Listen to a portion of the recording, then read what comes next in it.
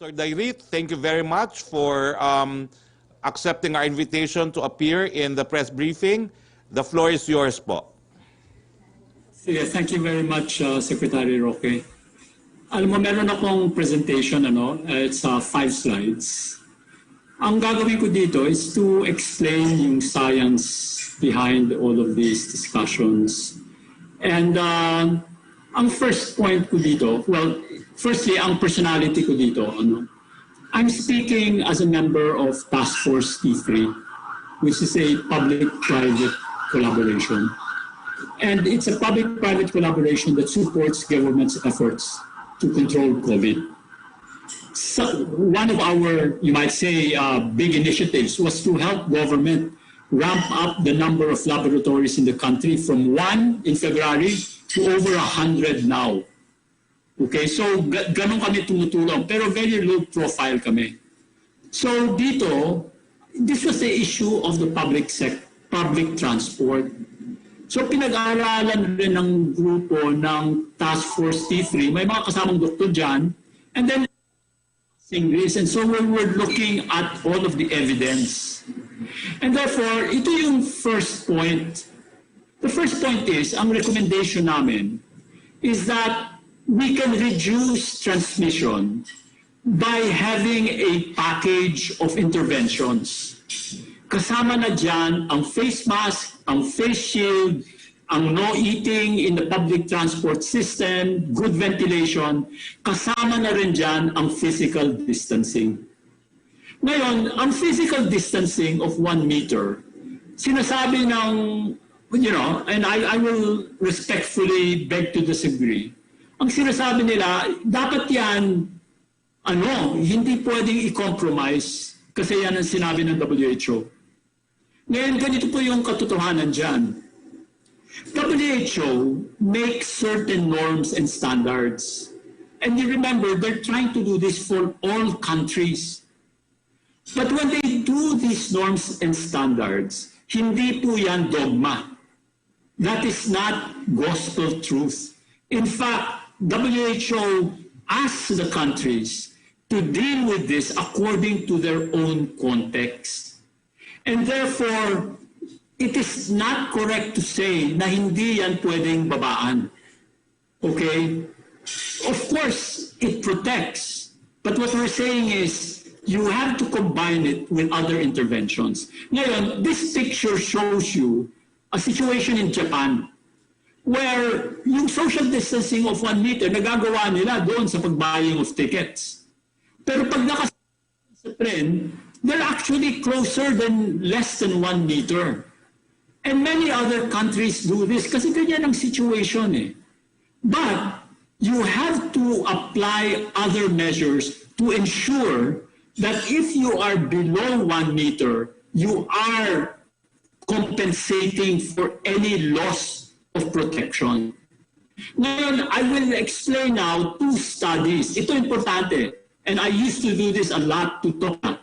And this is the evidence, okay? Now look at this slide. This is a study from Duke University. This is an experiment na ginawa nila, and I'll describe the experiment. Okay? Simple lang. Pumunta sila sa laboratorio. Ang ginawa nila, mineasure nila yung droplet output from the mouth of a person using laser technology.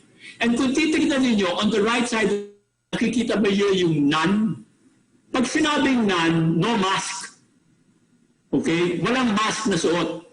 And at none, ang pinaka-extreme case dyan, 1. Ang ibig sabihin yan, yung droplet output mo at no mask is 1. Ngayon, ginawa niya over the mouth and nose as the person was speaking. Okay? And according to their studies, makikita ninyo, they put in a mask, a bandana mask. For example, yung number 12, naglagay sila ng cotton mask, naglagay sila ng iba't ibang mask. Nakikita mo dyan, yung drop in the droplet spread. Ang ibig sabihin, ang lumalabas na droplet o laway o tilamsik, sa bibig ng isang taong nagsasalita, mineasure nila by laser. Ang nakita ninyo dito, sa pinaka-effective N95 mask, halos 100% walang lumalabas na droplets. At ang surgical mask naman, almost 100%, 99%. So, ang ibig sabihin yan, kung gumamit ka ng mask, walang droplet spread, yan nagsasalita na yung tao. Doon sa experiment nila. Ano pa kung hindi ka magsasalita? Okay? So itong isang study that the mask is very effective. And you have to wear it properly over your nose and your mouth. Ngayon yung next study, ito medyo mas, komplikado. Next slide. Ayan, ito yung Lancet study. Ito ang kino-quote ng lahat ng mga tao. And ang gagawin ko for the media, i-explain ko sa inyo step by step. Go to the right-hand corner. Ang study came from Lancet, which is a top-notch medical journal. Ang ginawa nilang study nito, hinanap nila lahat ng mga studies in the world on protection against COVID. And they found 172 studies. From those studies, and we go now to the left column, the first two columns, tinignan nila yung studies that had anything to say about physical distancing, wearing of face masks, and wearing of eye protection, in this case, face shields. And you can see there, for the first, for physical distancing, they had 9 studies. For face masks, they had 10 studies. And for eye protection, they had 13 studies. Ngayon, anong ginawa nila dyan? Simple ang ginawa nila dyan. Tinignan na ngayon nila lahat ng mga studies. Pumunta tayo sa gitna ng slide. Nakikita ba ninyo yung intervention group at saka yung comparison group? Ang ginawa ngayon nila, sinabi nila, o yung intervention group, yan ang grupo na gumamit ng hindi gumamit ng physical distancing. Yan ang grupo na gumamit ng face mask versus not using face mask, and so on and so forth. Yung gumamit ng eye protection at hindi gumamit. Okay? Ngayon, you have to understand that they did these studies independently of all of these interventions. So, ano yan? Isa-isa lang yan. Pero tignan mo yung findings nila. And masisimplify natin. Tignan niyo yung percentages dito. Ang sinasabi nila dito, these are the chance of viral infection. Okay? If you are not wearing a face mask, okay, look at the comparison group. Your chance of infection is 12.9%. I mean for physical distancing. If you are not practicing physical distancing, your chance of infection is 12.9%. So it's not even 100%. Huh? But if you are doing physical distancing of 1 meter or greater, your chance of infection goes down by almost 5 times. At, in this case, 2.6%. Okay? Now, if you look at face mask, if you're not wearing a face mask, your chance of infection is 17.4%. But, if you use a face mask, it goes down to 3.1%. And then, if you use a face shield and eye protection, your chance of infection is 16%, but it goes down to 5.5%. So, ang ibig sabihin yan, using all of these interventions, you will reduce your risk of infection. Okay? Ngayon, tignan natin how this is, you can look at this, these are by percentages. Look at the third column. Pinag-aralan rin nila yan in terms of yung tatatawag nilang risk. Okay? Ano ba ninyo yung risk? O, sabihin natin, kung ang risk ng comparison group at intervention group is equal, okay? Walang diferensya, equal yan. Ang ratio ng risk mo, your risk ratio or your odds ratio, in this case yung tinatawag nilang OR, should be 1. Okay?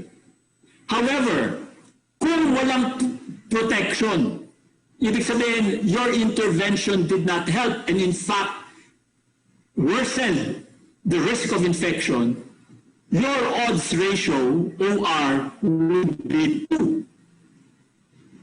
But if your risk of infection is less than 1, for example, half the risk, your odds ratio would be 0.5.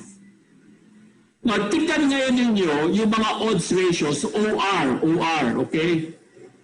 For physical distancing, greater than 1, 0.18. Ibig sabihin, 5 times less ang risk ng infection when you do physical distancing. When you use face mask, it's 6 times less. And when you use eye protection, it's 3 times less. So ang sinasabi ngayon natin, all of these will help protect. Ngayon, ang issue, bababaan natin yung physical distancing by less than 1 meter to 0.75 to 0.5, even to 0.3. Magkakaroon ka ng less protection, pero ang sinasabi namin, kung ginagamit mo ang face mask, ginagamit mo ang face shield, and you're not talking, you're doing ventilation, disinfection, lahat ito makakatulong to decrease the infection and the risk of infection in public transport. Yan ang mensahe. So, you have to take this as a full package. Okay? Hindi lang physical distancing ang issue dito.